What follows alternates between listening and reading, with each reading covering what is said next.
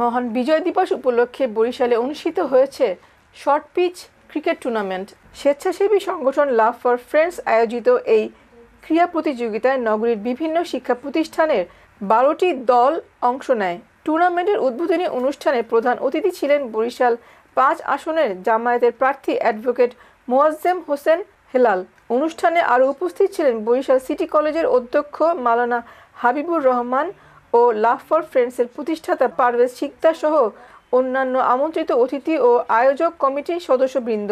প্রতিযোগিতা শেষে বিজয়ী ও রানার্স আপ দলের খেলোয়াড়দের হাতে ট্রফি ও পুরস্কার তুলে দেওয়া হয়।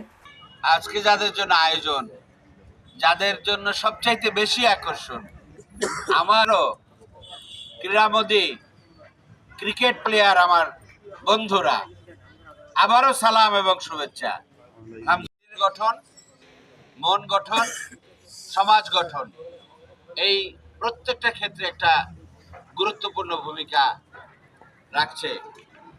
আমি সূচনাতেই স্বেচ্ছাসেবী সংগঠন এই লাভ ফর ফ্রেন্ডস স্বেচ্ছাসেবী সংগঠনের সভাপতি পারভেজ, তাকে আমি এই উদ্যোগের জন্য আবার ধন্যবাদ জানাই, যে উত্তরোত্তর এই উদ্যোগ যেন আরও বৃদ্ধিপ্রাপ্ত হয়।